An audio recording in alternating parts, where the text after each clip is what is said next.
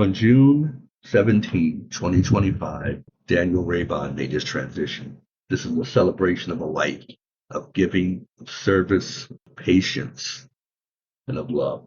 Well, my wife had been by my side through all the thick and the thin, and through the days of struggle and through the days of wondering if you were going to make it to the next term and what you were going to do when you did make that.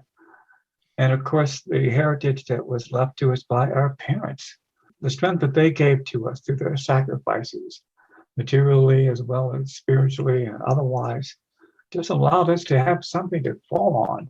I think we often cite those places where we've been formerly, but I think the real education for me came outside of those doors. And when I just learned what it took to make it to the next step. And I think that education is also very critical. And sometimes we overlook that experience as well. Factors that go into making you who you are, they're not hidden. They're just there. They have to do with commitment. They have to do with dedication. They have to do with standing up when you didn't feel like standing up. They had to do with putting up with prejudice and bigotry and other kind of examples of discrimination that you knew you didn't deserve, and yet you had to find a way to get through it and around it and make things happen for yourself and for others like yourself.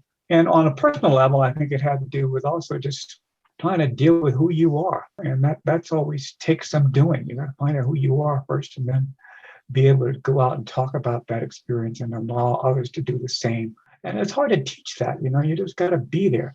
You've got to be through the experience and take advantage of that experience and extrapolate, make it work in other areas and begins to flourish after that. I think you feel many things.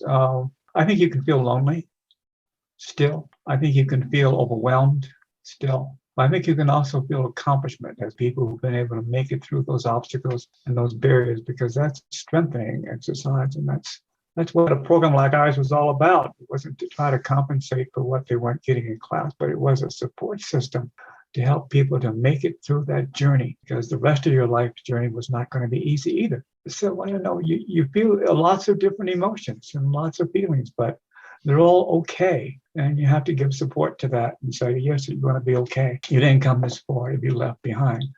The push is not over yet. We're not through it yet.